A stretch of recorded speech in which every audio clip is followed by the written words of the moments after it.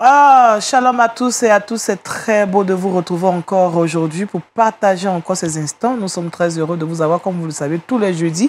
Et aujourd'hui encore, nous avons avec nous le pasteur Assimian Don Amos. Avec qui nous partagerons la parole de Dieu. Shalom, pasteur. Shalom, maman. Comment ça va? Tout va bien, maman. Dieu merci. Tout va bien. Comment vous faites depuis tout va bien? Parce qu'avec le Seigneur, tout va bien. Même quand ça va pas. Il dit, soyez toujours joyeux. Et ça, il faut être toujours joyeux. Amen. Chez nous, on dit, soyons heureux, toujours heureux. En Jésus, soyons toujours heureux. C'est un impératif, on obéit. Donc, on obéit. Ouais. Donc, Laetitia, on est heureux. On est heureux. Bonjour, Laetitia. Bonjour, Daniel. Comment ça va?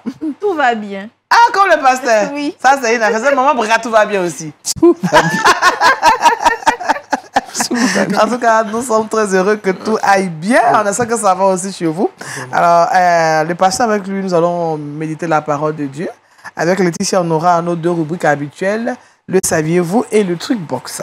Effectivement, aujourd'hui, dans le saviez-vous, on va se rendre dans l'Ohio et on va parler d'évangélisation. Dans le Trick Box, on aura quelques astuces, quelques vertus de l'avocat, comme la semaine dernière. D'accord. Merci Laetitia. Et puis c'est jeudi, Maman Breka avec nous. Shalom Maman. Shalom Daniel. Comment ça va? Tout va bien. Tout Amen. va bien. D'accord. Amen. Avec Maman Breka, on parle encore aujourd'hui des enfants dans la rue. Oui, nous allons continuer ce que nous avons commencé la semaine dernière. C'est ça. Parce que les causes, elles sont multiples. Mhm. Donc, il faut vraiment les déceler pour pouvoir les corriger. D'accord. Pour que nous ayons une société épanouie. Mhm. Parce que c'est là le dessein de Dieu. Amen.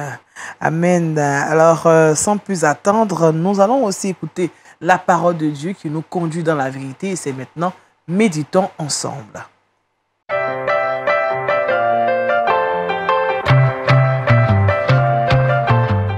Offrir à Dieu des sacrifices de valeur, c'est le thème de notre méditation aujourd'hui. Et nous avons comme test d'appui 2 Samuel, le chapitre 24, les versets 22 à 25. Pasteur. Oui, merci. Je voudrais donc vous inviter à faire la lecture avec moi.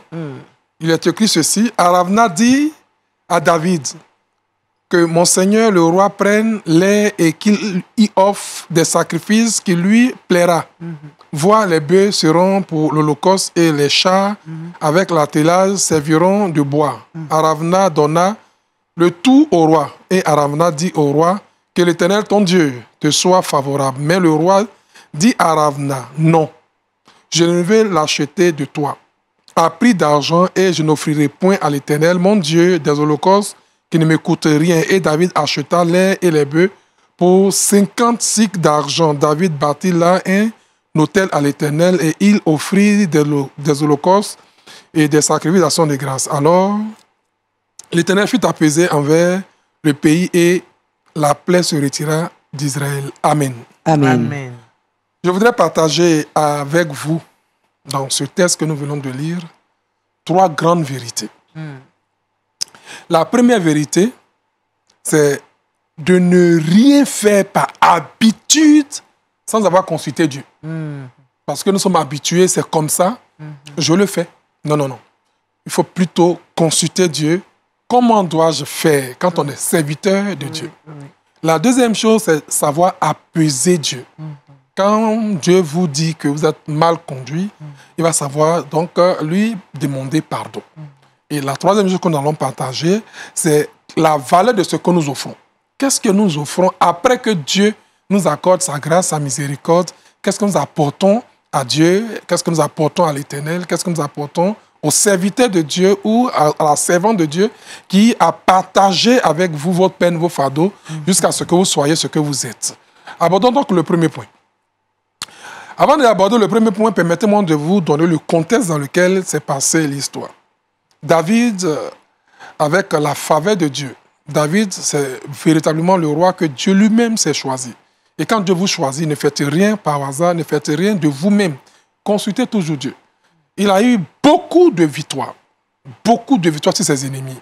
Et à un moment donné, il pense que parce qu'il a de la victoire, c'est devenu une habitude pour lui, qu'il peut se permettre de faire certaines choses sans consulter Dieu. Et donc, il va faire le dénombrement des enfants d'Israël. Quand le général de l'armée va lui dire, mais roi, pourquoi te permets-tu de faire le dénombrement de l'armée d'Israël pendant que Dieu est avec toi? Il dit, c'est moi qui te donne des instructions, fais-le.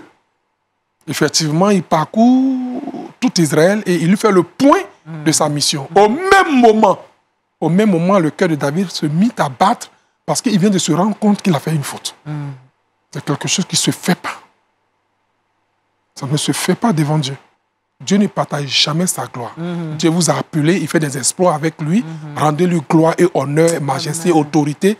C'est à lui toute la gloire. C'est ça. Et donc David vient de se rendre compte qu'il a fait une faute et il demande pardon à Dieu. Vraiment, pardonne-moi. J'ai agi en insensé. Et la Bible dit que la parole de l'Éternel fut adressée à Gad. L'un des voyants de l'Éternel, le prophète, va dire à David de choisir 3 fléaux. Comme c'est lui qui est intelligent, comme c'est lui qui dirige le peuple, ce n'est plus moi qui choisis 3 fléaux. Premier fléau, je vais envoyer des ennemis le poursuivre toute sa vie. Deuxième fléau, je vais frapper tout son pays. Troisième fléau, c'est la famine. Et là, David était donc dans l'obligation de choisir. Il dit, mais si je me laisse tomber dans la main de mes ennemis, si un ennemi te poursuit, tu n'auras jamais la paix. La paix. Et je vous prie de ne jamais accepter que ce soit un ennemi qui vous poursuit. Mieux vaut vous laisser conduire par Dieu, que Dieu lui-même vous châtie, car le châtiment de Dieu apporte toujours la miséricorde et la grâce. Et c'est ce que David a fait. Ça veut dire, bon, finalement, si je choisis la famine, des gens vont rester dans la faim, ils vont mourir. Si je choisis d'être poursuivi par mes ennemis, chaque jour, on va tuer les enfants d'Israël. Finalement, je ne sais plus. Ce que je demande à Dieu, c'est que Dieu me frappe. Alors Dieu va frapper Israël. Depuis le soleil levant jusqu'au champ, 70 000 hommes sont tombés. Quand l'ange de l'Éternel se dirige sur Jérusalem, Dieu lui-même dit, attention, arrête. J'ai pris que Dieu arrête le malheur et la malédiction que les gens ont prononcé sur vos vies au même moment que Dieu se rend compte que vous êtes son serviteur. Aucune malédiction, aucun mauvais sort ne puisse vous atteindre parce que vous êtes le Jérusalem de l'Éternel. Dieu vous a choisi, il veillera sur vous. Et c'est ce que Dieu a fait. Donc David est sorti à la rencontre de Dieu pour dire, mais écoutez, ceux-ci n'ont rien fait. C'est moi qui ai commis la bêtise. D'où vient que tu es en train de frapper les enfants d'Israël à cause de ma faute? Moi, je me remets à toi, tue-moi. Je préfère que tu me tues, que tu tues les brebis. Qu'est-ce qu'elles ont fait?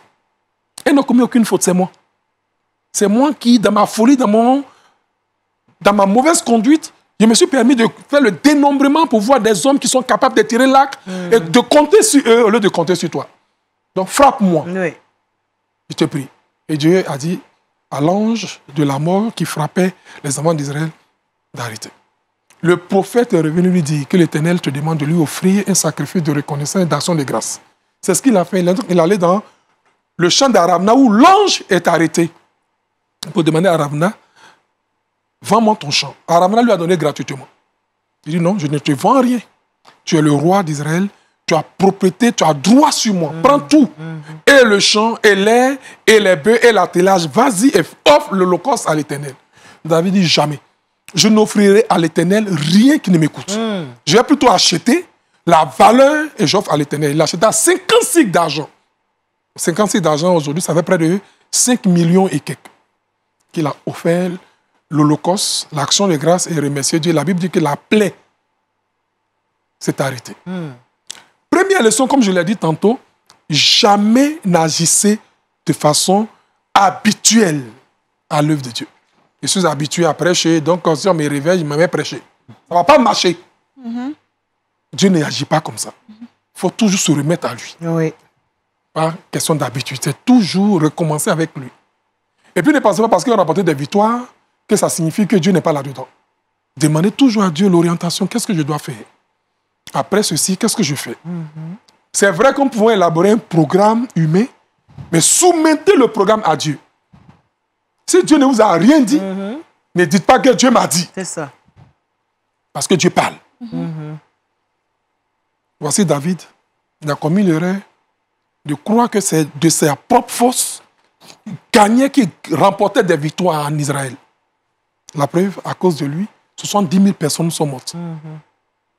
Je vous prie et je vous en supplie, n'agissez pas de façon conformiste. Laissez Dieu vous conduire. C'est pourquoi, si vous lisez dans la Bible, dans Galates chapitre 5, il dit « Marchez selon l'esprit et vous n'allez pas accomplir les désirs de la chair. Marchez selon l'esprit. » Et la seule façon de marcher selon l'esprit, c'est de lire la parole de Dieu. C'est de méditer la parole de Dieu. C'est de consulter Dieu dans la prière. Il y a deux grands éléments dans la croissance qualitative d'un chrétien. C'est la prière et la lecture de la parole de Dieu et l'obéissance. Donc, trois éléments importants. David vient de se rendre compte que Dieu n'est pas dans l'à peu près ou dans le m'as-tu vu, mais Dieu est dans l'humilité et la douceur.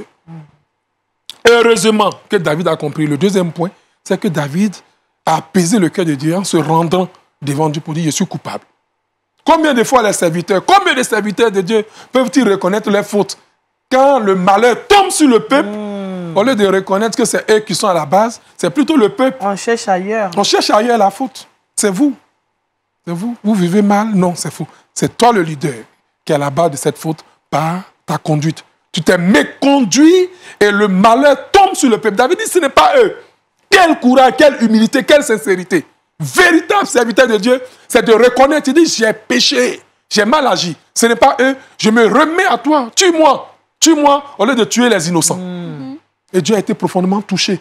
Quelle repentance. Une véritable repentance, c'est de toucher le cœur de Dieu. Mais c'est de reconnaître que quand je me repens, je ne vais plus refaire.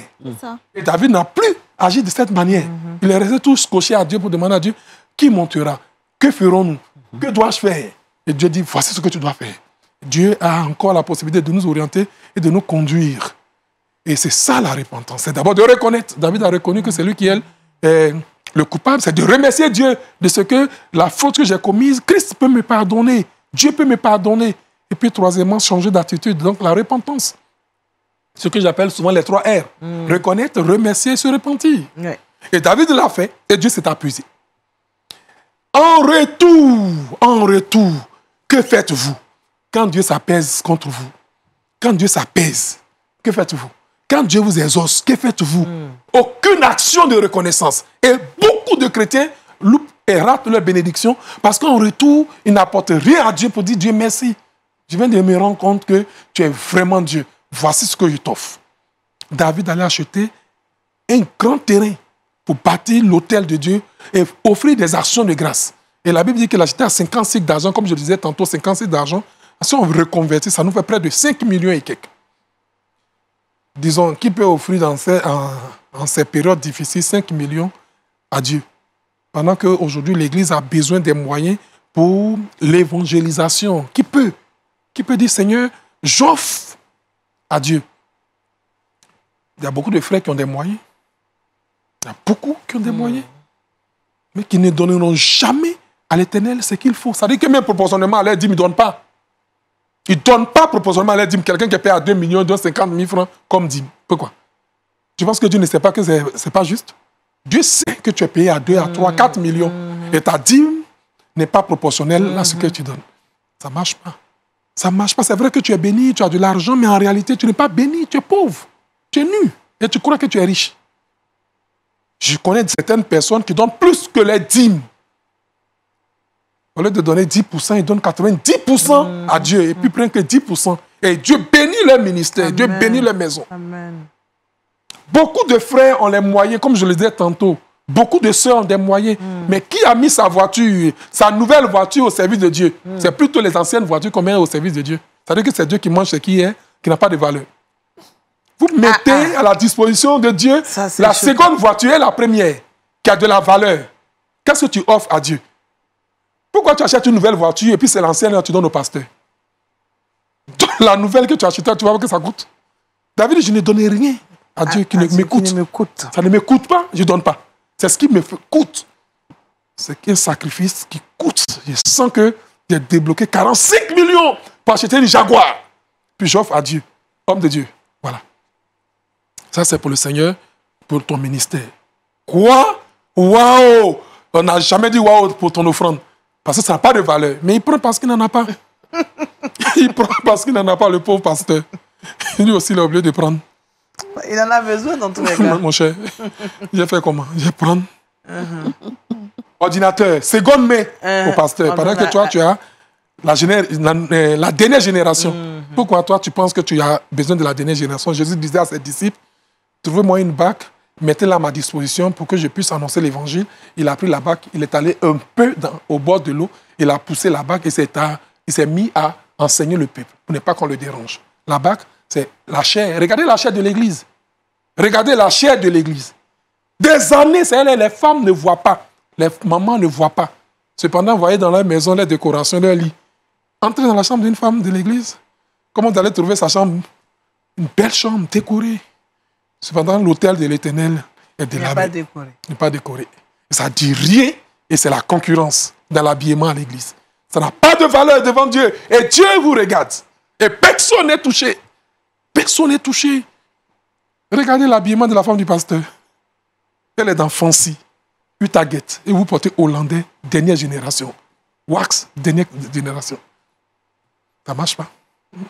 Tu ne vois pas la chaussure de ton pasteur, comment c'est pratiquement tordu. La semelle est finie. Regarde, tu en as plusieurs dans ta chambre. Tu continues d'en acheter? D'en acheter. Lundi à sa chaussure, mardi à sa chaussure avec sa tenue. Frère, offre à l'Éternel un sacrifice de valeur. Offre à Dieu quelque chose qui te coûte. Tu verras comment Dieu va arrêter les maladies dans ta maison. Plein d'argent, tu as toujours à l'hôpital. Tu es toujours à l'hôpital. Tes enfants sont à l'hôpital. Dès que ta femme sort de là, c'est toi qui rentres. Quand tu finis, ce sont tes enfants. Faites la somme de vos dépenses au niveau de la médecine, au niveau de l'hôpital. C'est un budget. Mais parce que tout simplement, tu ne sais pas qu'il fallait offrir la première place de ton foyer, offrir à l'Éternel quelque chose qui te coûte. Que Dieu vous aide. Amen. Et qu'il nous aide. Amen. Et que chacun de nous comprenne que quand on a mal agi, et parce qu'on a l'habitude d'agir de la sorte, c'est de se repentir et d'apporter une offrande de reconnaissance à Dieu. Amen. Amen. Vraiment, pasteur Don Assémian, nous sommes, Assémian Don Amos, nous sommes touchés. Chacun de nous se sent concerné. Moi aussi. Vraiment. Ce n'est pas facile, mais nous devons prendre la décision d'offrir à Dieu ce qui nous coûte. Tant que nous ne prenons pas la décision, le Saint-Esprit ne nous aidera pas. Ça veut dire que ce que tu aimes, c'est ce que tu fais. Si le Saint-Esprit sait que tu aimes offrir, il t'aidera à offrir davantage. Mais si tu n'aimes pas offrir, le Saint-Esprit ne t'obligera pas à offrir. Le don de libéralité, on n'en trouve pas assez dans l'Église aujourd'hui. Hein. Mais c'est dû à quoi, justement? À l'avarice. À l'avarice. Et les gens ne veulent pas qu'on les enseigne la vérité. Les gens aiment qu'on dilue l'évangile. Ça ne marche pas chez moi. Si tu ne veux pas, il faut partir là où on peut te prêcher l'évangile qui t'arrange. Mais justement, il faut prêcher l'évangile, vrai. La vraie parole, la bonne parole de Dieu. Voilà une. Est-ce que vous allez offrir à l'Éternel, à votre serviteur de Dieu demain, quelque chose de valeureux, qui coûte? Il faut se lever. Ah, il faut se lever, il faut le faire. Vraiment. Il faut le faire. Pasteur, je respire un grand coup. Moi aussi, je respire. Et là, je suis, comme on dit, je suis bloqué. Alors, pasteur, qu'est-ce qui doit nous... Bon, je veux dire, comment est-ce que nous devons faire pour revenir à cette valeur? Le problème, c'est qu'on ne sait pas qui nous servons. On ne sait pas si Dieu peut le faire. Or, c'est lui qui est l'auteur de toutes sortes de bénédictions spirituelles. On doute de ce que Dieu peut de ce que Dieu peut faire. Si je donne, est-ce que j'aurai encore? C'est ça, la grosse question. Mais est-ce que si on donne, on est obligé d'attendre en retour quelque chose? Oui, ceux qui pensent comme ça, ils pensent que c'est du donnant-donnant. Sinon, en principe, tu t'attends à rien. Parce que moi, je me souviens, un jour, j'ai donné une de mes belles robes. J'aimais la robe, mais je l'ai offerte à quelqu'un. Oui, mais parce que tu attendais de recevoir quelque chose? Non, pas forcément, parce que je me suis dit que la personne en avait besoin pour faire quelque chose. Et puis, même pas le soir, l'après-midi, on va faire venir 2 robes. Ah, si tu n'avais pas donné, robes, je crois. Si tu n'avais pas donné, non, plus tu ne recevras pas. Oui, et ça m'a fait du bien aussi. Oui, donnons. Donnons Il y a un secret. Il y a un secret. Si vous voulez être béni, c'est de donner. Et ne vous attendez à rien. Vous verrez comment Dieu va vous surprendre. Il dit, je vais ouvrir les écluses des cieux et je répandrai sur vous la bénédiction d'abondance. Amen. Les écluses des cieux ouvertes sur toi. Quelle bénédiction tu attends? Protection, sécurité, santé, bénédiction matérielle, bénédiction spirituelle. Il y a tout dedans. C'est ça. Nourriture en abondance dans la maison. On n'a pas faim. On n'a pas faim, il y en a. Et puis tu donnes aux voisins. Oui. Comme la femme, la veuve de Sarepta. Sarepta. Tu donnes aux voisins. Les voisins disent, il ne faut pas que ce monsieur-là quitte le quartier. Il faut qu'il dure ici encore. Offrir à Dieu des sacrifices de valeur. Vraiment, ce matin, nous sommes enseignés parce qu'on va prier. Parce que nos cœurs endurcis ont besoin de l'Esprit de Dieu pour pouvoir rentrer dans cette affaire de don de libéralité? Prions notre Dieu. Tu es fidèle et ta fidélité durera toujours. Ne dis rien au hasard. Je prie que tu touches le cœur de chacun de nous ici et que, à sortir d'ici, nous puissions déjà mettre cela en pratique.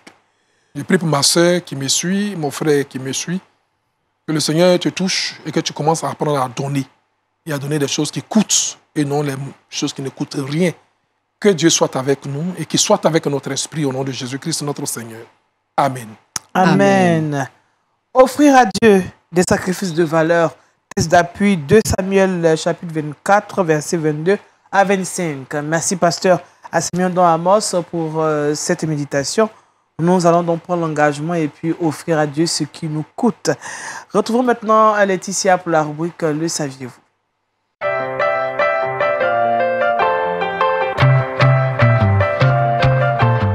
Laetitia nous parle d'évangélisation. Effectivement. Aujourd'hui encore, j'ai décidé de partager avec vous des faits remarquants et remarquables qui se sont produits dans l'Ohio au travers de l'évangélisation. C'est une église locale pour célébrer ses 10 ans d'anniversaire qui a décidé de faire une évangélisation, pas comme on l'a fait tout le temps. Elle va décider justement d'offrir 10 gallons d'essence. 10 gallons d'essence. 10 gallons d'essence. C'est-à-dire que ça sera distribué à 100 véhicules qui viendront à la station locale ce jour-là. Oui. Donc, dans l'action, c'est le partage. Oui. Dans 100 véhicules. Hein? 100 véhicules. Wow. Donc, c'est 100 familles qui ont reçu ce jour-là de l'essence dans leur voiture, qui ont fait le plein de l'essence dans leur voiture. C'est un geste qui a marqué beaucoup les habitants, qui a touché les habitants, surtout que dans cette région-là, il est difficile par moment d'avoir même de quoi manger. D'accord. Donc, cette action-là va toucher plus d'une personne, va toucher même les gens même qui géraient la station et tout. Il y aura des cœurs qui ont été transformés et tout ça. C'est une autre façon d'évangéliser pour dire que notre Seigneur Jésus-Christ est amour au-delà même de ce qu'on prêche tout le temps. Les gens aussi ont besoin du concret. Matériel. Voilà, c'est du concret. Voilà. Et l'Église va dépenser près de $3200 dans cette action-là. Et ils ne vont pas s'arrêter à là. Ils vont aller jusqu'à, justement, offrir des collations et de l'eau gratuitement. Vraiment. Essence, collation, de l'eau. Et finalement, au lieu que ce soit 100 familles qui bénéficient de ça, c'est 112 familles qui ont bénéficié de cela. Pour son anniversaire. Pour le 10e anniversaire de cette église. Ah ouais, voilà. Ça c'est merveilleux. L'église s'appelle Liberty Campus of Victory Christian Center. D'accord. Dans l'Ohio. C'est un campus de 8 églises qui est réparti dans l'Ohio et en Pennsylvanie également. D'accord. Alors, pasteur, ça aussi, c'est donner à Dieu ce qui nous coûte aussi. Mais c'est de ça qu'il s'agit. Franchement. C'est de ça qu'il s'agit. Témoignage. Tous ont témoigné. Tous ceux qui ont reçu ont témoigné. Des cœurs ont été touchés. C'est de ça qu'il s'agit. Maintenant, on fait anniversaire et puis c'est à l'église, on donne tout en gros. Il faut maintenant redonner à ceux qui n'en ont pas. Si on a donné tout à l'église, il va falloir que l'église, dans son organisation, mette en place une stratégie où on ramène ce qu'on a donné à ceux qui en ont besoin. Ouais, d'accord. Ceux qui en ont besoin. Comme ça, la répartition est correcte, c'est juste. C'est juste. Parce que notre Dieu est un Dieu de justice. Et c'est comme ça qu'il est. Amen. Je voudrais dire quelque chose maman Wassia. À la suite de Laetitia. Oui. Pour dire qu'aux États-Unis, ce sont des faits qui sont devenus... Maintenant, c'est banal, quoi. Oh, d'accord. Ces dons-là. Oui, ces dons. Parce qu'il y a dans la ville qu'on appelle Baltimore. Baltimore. Voilà, donc il y a un hôpital là-bas qui s'appelle John Hopkins. Et moi, ma fille était hospitalisée là-bas. Et donc, des familles chrétiennes ont offert un immeuble qui était donc à la disposition des parents étrangers qui viennent de l'étranger. Avec leurs malades. Voilà. Et donc, ils vivent dans l'immeuble. C'est un hôtel, en fait. C'est un hôtel. C'est un immeuble qu'ils ont transformé en hôtel. Et on ne payait seulement que $10 par jour. D'accord. Et à côté de ça, on avait une navette qui nous accompagnait à l'hôpital, qui nous ramène. Autant de fois tu voulais aller à l'hôpital, tu allais. Sans débourser ces francs. Non. Les 10 $ qu'on paye, ça, c'est pour l'entretien, le maintien de l'hôtel. D'accord. C'était tout. Et puis, à côté de ça, il y a chaque famille chrétienne qui venait faire à manger. Pour ces personnes présentes? Oui, oui, oui. Pour les gens, ceux qui n'avaient pas le temps de faire à manger, ils envoyaient des provisions. On avait à peu près peut-être 5 réfrigérateurs, 5 congélateurs, qui étaient tout le temps pleins. Moi, je ne faisais la cuisine que pour ma fille malade, parce qu'elle ne mangeait pas du sel à cette époque. D'accord. Donc, c'est-à-dire en matière de nourriture, je n'avais rien dépensé. OK. Et puis l'hôtel, parce que si j'étais dans un hôtel ordinaire de la place, voilà. Et puis le déplacement, l'hôtel, tout ça. Donc, des gens venaient à Noël pour jouer des mélodies, c'est-à-dire pour encourager les enfants qui n'ont pas pu sortir, qui sont là. C'était impressionnant. C'est impressionnant. Vraiment, quand l'Église se débat pour les autres, vraiment, c'est impressionnant. Ça donne vraiment une autre Donc, c'est chose courante aux États-Unis. C'est ici où les gens sont très près de leur sou. Bon, OK. Il faut vraiment que, là où on ne pense pas à ce genre de choses, il faut qu'on vraiment... Oui, c'est pour ça que dans l'éducation des enfants, il faut leur apprendre à partager. D'accord. Le partage est très important. Oui, oui. D'accord. En tout cas, ça fait plaisir d'entendre que dans certaines parties du monde, d'autres pensent aux démunis. C'est important. Nous devons vraiment nous atteler à cela, parce qu'aujourd'hui, on a l'impression qu'aller à l'église, c'est parce qu'on est pauvre. On va à l'église. C'est l'impression qu'on donne. Mais quand on voit que l'église vient en aide à ceux qui en ont besoin, ça grandit l'église. Et ça glorifie le nom de Dieu. Amen. Merci, Maman Wassia. Alors, Laetitia, ce sera tout? Ça sera tout. Donc, je voulais aujourd'hui dire à quelqu'un que l'évangélisation, ce n'est pas seulement partager la parole, mais justement au travers des actions qu'on peut mener, parce que le Seigneur est venu pour nous aider dans nos besoins spirituels, mais aussi pour combler les besoins matériels. Voilà. Donc, on peut apporter la parole à quelqu'un, mais par exemple, si cette personne à qui on vient apporter la parole n'a pas de quoi manger, on ne va pas lui dire « Jésus t'aime ». On va lui apporter à manger et après lui dire que Jésus t'aime. D'accord. Voilà. Comme lui-même, il a dit à ses disciples, donnez-leur vous-même à manger. C'est notre rôle de leur donner à manger. J'aime bien cette parole. Donnez-leur vous-même à manger. On verra si on pourra prêcher là-dessus un jour. Il ne faut pas prêcher seulement, mais il faut donner aussi à manger. Donner aussi à manger. D'accord. Encore, ils ne vont pas Jenga pour donner à quelqu'un, il n'y a pas de problème. C'est aussi donner à manger à quelqu'un. N'est-ce pas? Merci Laetitia. On sera encore avec Laetitia tout à l'heure pour la rubrique Le Truc Box. Mais maintenant, nous allons aider ceux qui en ont besoin et c'est la rubrique Relation d'aide.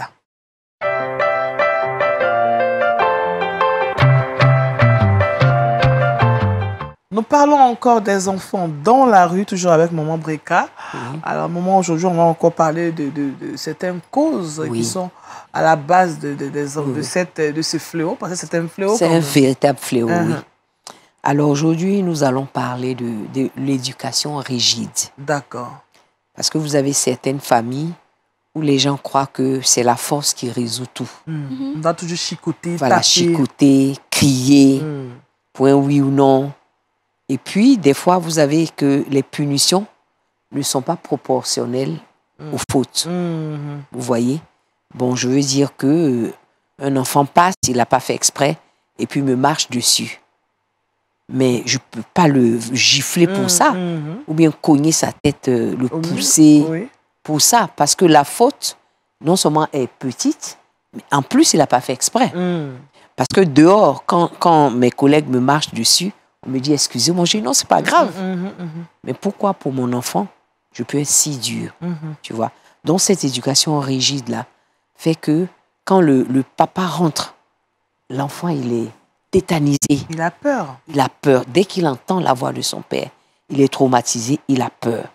Et quand c'est comme ça, évidemment, il n'y a pas d'affection. Et donc, l'enfant il craint toujours une bastonnade. Injustifié d'ailleurs, tu vois. À la moindre occasion, c'est les coups de gifle, c'est tout ce que vous pouvez imaginer. Donc, dans cette atmosphère-là, délétère, ça est propice aux fugues. Cette atmosphère est propice aux fugues. Donc, l'enfant, au contraire, doit baigner dans une atmosphère pleine d'amour, d'affection. Vous voyez, quand il a ça, D'ailleurs, à l'école, il vous rapporte de très bons résultats. Et puis, il se sent bien chez lui. C'est ça. Donc, il ne regarde pas ailleurs. On a aussi le manque de vigilance des parents. Vous savez, les enfants sont des manipulateurs. Oui. Des fois, il faut fouiller un peu. D'abord, il faut connaître les amis de nos enfants. Oui. Parce que les enfants sont hypocrites. Ils ne vous disent jamais toute la vérité. Surtout quand vous êtes dur avec eux. Oui, oui. Vous n'êtes pas leur confident, donc ils peuvent vous cacher beaucoup de choses. Et puis, à la maison, ils peuvent paraître des enfants bien, oui. mais en général, ça peut être des voyous dehors. Oui. Donc, il faut un peu fouiller. Qu'est-ce qu'il fait, sa chambre, qu'est-ce qu'il regarde la nuit. Je vous avais parlé la semaine dernière de cet enfant de 6e à qui son ami avait conseillé de regarder un film porno quand ses parents sont endormis et sa mère l'a surpris, vous voyez, parce qu'elle a fait un petit tour pour voir si tout va bien, si son fils était couché et elle n'a pas vu dans la chambre. Elle vient au salon. Le bout de chou est assis en train de regarder un film pornographique. Donc, il faut être vigilant. Et je veux dire que la période la plus sensible, ce sont les grandes vacances. Ce sont les périodes de vacances. Oui, c'est un moment de oisiveté. Voilà. Donc, les enfants, c'est-à-dire que, comme je vous ai dit, ce sont de grands manipulateurs.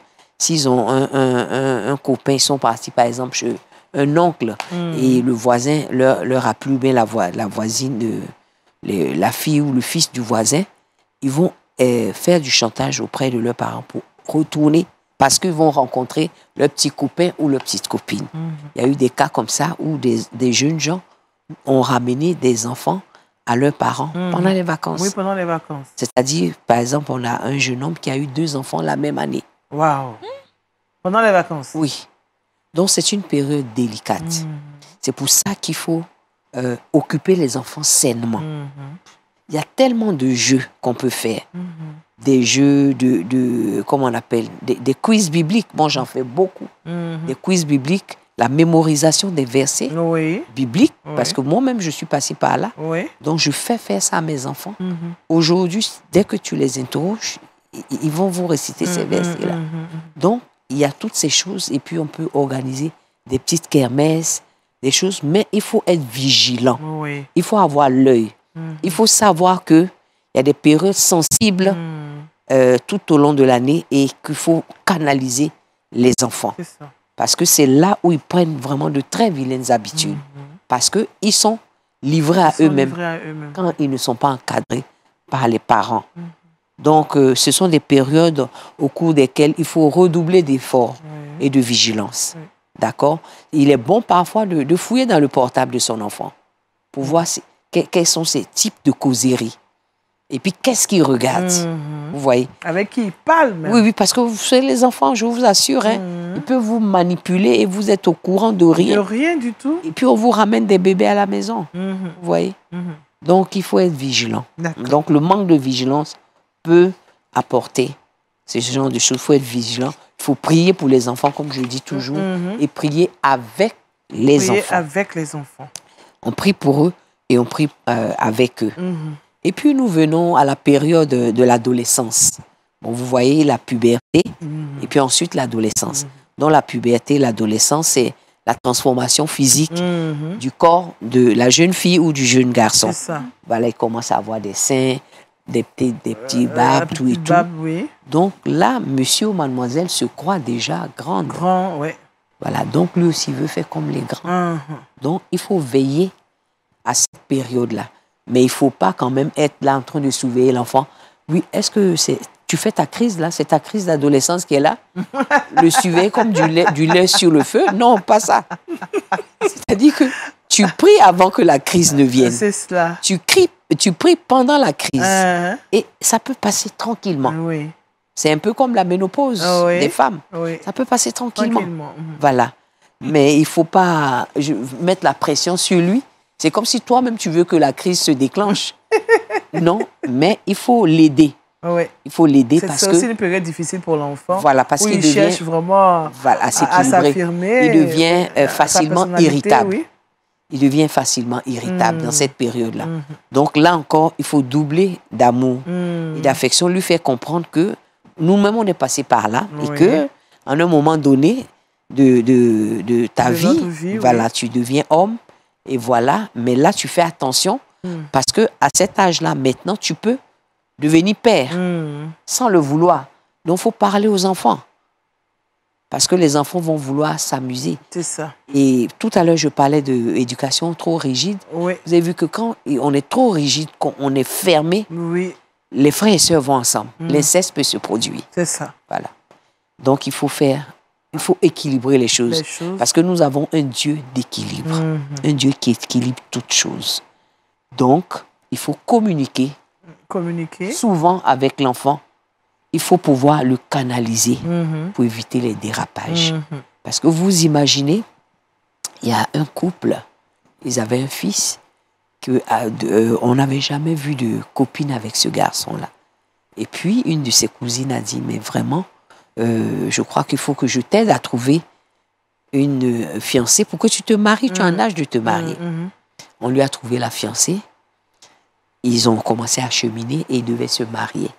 Et la veille du mariage, le jeune homme dit à ses parents, je veux vous parler, que je ne veux plus me marier. On dit, mais qu'est-ce qui se passe? Est-ce que la fille t'a offensé ou bien tu as vu quelque chose de... Il dit, non, c'est moi, je suis homosexuel. À la veille du mariage? À la veille du mariage. C'est choquant? Oui. On n'a jamais vu ça. On n'a jamais laissé présager cela, ce comportement. Mais c'est pour ça qu'on ne le voyait pas avec les femmes.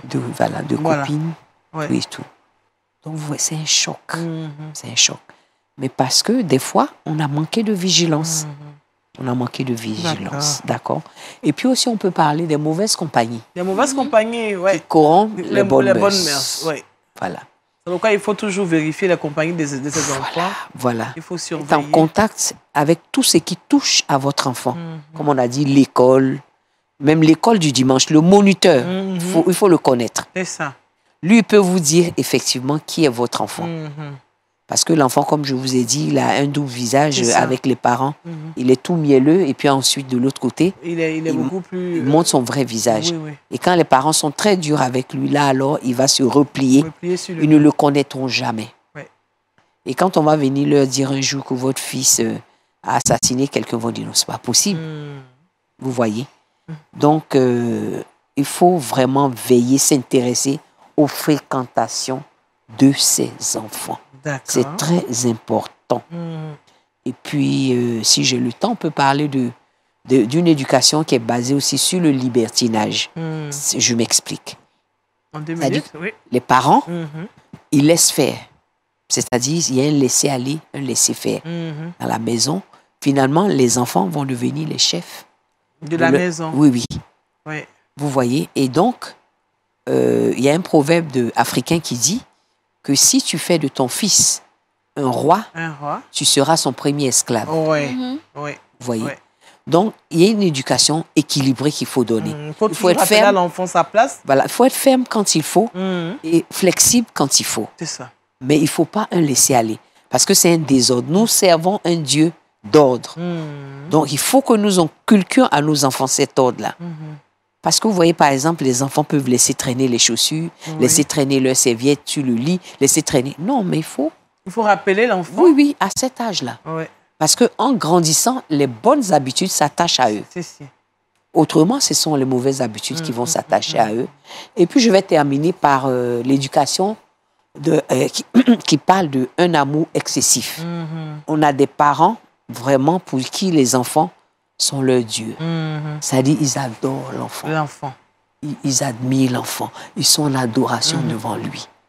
Il y a une seule personne qu'on doit adorer. C'est Dieu. C'est Dieu. Parce que tu entends des fois, oh, j'adore. Mais ça, ce sont les ignorants. Sinon, on n'adore que Dieu.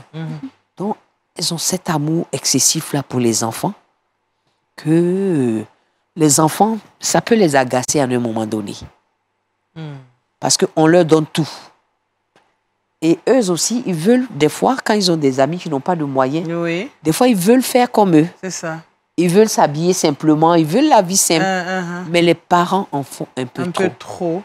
Donc, l'amour excessif peut agacer. Ouais. Il est vrai que Dieu nous demande d'aimer nos enfants, mais il faut les aimer avec beaucoup de détachement. C'est ça. Parce que la personne qu'on doit aimer de toute notre pensée, de tous nos cœurs,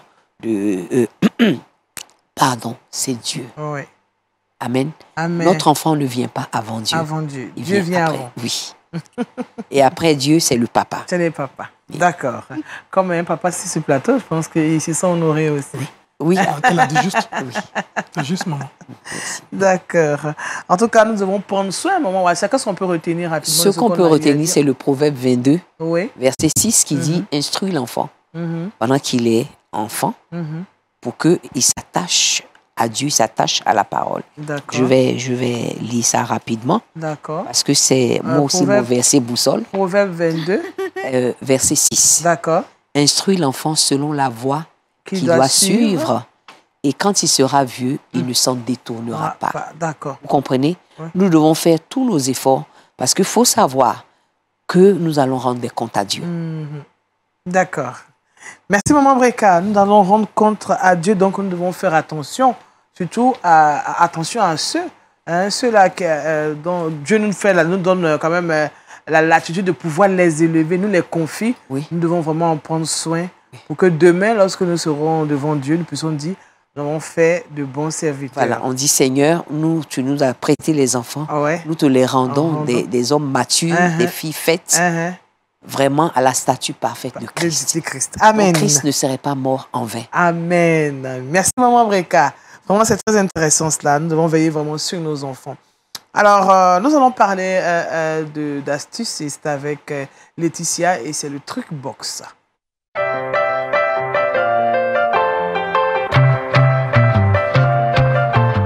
Laetitia, nous revenons encore sur les bienfaits de l'avocat, pardon. C'est ça. Les bienfaits de l'avocat. Les bienfaits de l'avocat. Aujourd'hui, j'ai décidé de partager avec vous 3 autres vertus de l'avocat. La première des choses qu'on doit retenir, c'est que l'avocat est un anti-cancer.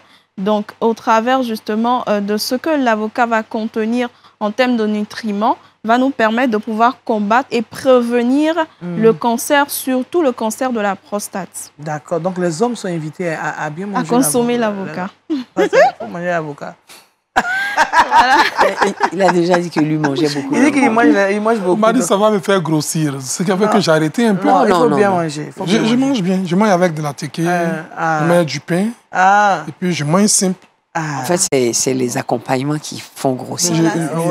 On mettait de l'huile, effectivement. On met de l'huile, on met sur la teke. C'est bon. Je vois qu'il faut enlever de l'huile. C'est bon ça, pasteur? Oui, j'aime. Oui, mais c'est très bon d'ailleurs. C'est bon. Voilà, donc il y a une étude qui a été faite qui pourrait justement dire que l'avocat va lutter contre le cancer de la prostate. Donc, cette étude est toujours en cours et on attend de voir les résultats. Deuxième des choses, c'est que l'avocat va apporter des vitamines. Pour des personnes qui ont des carences en vitamines, l'avocat va permettre justement de pouvoir apporter le magnésium, le potassium et en plus d'autres vitamines qui sont essentielles pour le corps, notamment chez les femmes enceintes qui ont besoin de beaucoup de magnésium et de potassium. Voilà. Troisièmement, l'avocat est un anti-inflammatoire et contient de l'antioxydant. Donc, si nous avons des maux intérieurs, l'avocat, au fur et à mesure qu'on va consommer, au travers des vertus qu'elle a avec l'anti-inflammatoire, va nous permettre justement de pouvoir guérir les plaies intérieures, notamment par exemple si on a l'endométriose, voilà, ça va nous aider un tant soit peu à soulager notre mal. D'accord. Voilà. Donc aujourd'hui, ce qu'on pourrait retenir de ces 3 autres vertus de l'avocat, c'est que premièrement, c'est un anti-cancer. Deuxième des choses, va nous apporter énormément de vitamines. Et troisièmement, l'avocat est un anti-inflammatoire. Voilà. Merci Laetitia. Merci Daniel. Laetitia nous invite encore à consommer beaucoup plus d'avocats, le matin, à midi, le soir. C'est dans la période même des avocats. Oui, en Côte d'Ivoire, c'est la période. C'est très bon l'avocat. Il faut manger à volonté. Il n'y a pas de souci. Je me souviens qu'un jour, j'avais tellement envie de manger de l'avocat que j'en ai acheté pour 2000 francs. Et là, j'ai dû partager parce qu'il y en avait trop. J'ai dû partager parce qu'il y en avait trop. C'est aussi un fruit que j'aime beaucoup et je pense que j'ai pas mal choisi quand même d'aimer l'avocat. N'est-ce pas, pasteur? Non.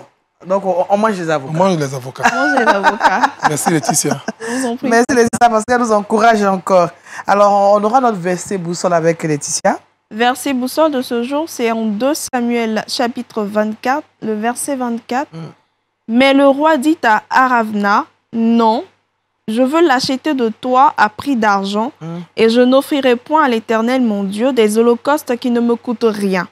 Et David acheta l'aire et les bœufs pour 50 cycles d'argent. Amen. Amen. Nous devons offrir à Dieu des sacrifices de valeur. Merci Laetitia. Merci surtout au pasteur Assemien dans Amos qui nous a enseigné aujourd'hui encore sur ce que nous devons offrir à Dieu. C'est des sacrifices qui nous coûtent. Qui nous coûtent. Qui nous coûtent. Qui nous coûtent et qui ont de la valeur. Devant Dieu. Devant Dieu. Merci pasteur. Merci à Maman Breka qui nous a rappelé que nous devons prendre soin des enfants. Comme nous dit Proverbe, le chapitre 22, verset 6. Voilà, il faut vraiment prendre soin de nous tout petits pour qu'ils deviennent les hommes de demain. Merci à Laetitia pour toutes ces informations. Et merci également à la régie. Nous avons eu beaucoup de plaisir à rester en votre compagnie. On vous donne rendez-vous très prochainement. Et nous aussi, on vous invite à suivre Lumière du Monde Télévision pour votre édification. Que Dieu nous bénisse. Au revoir. Amen.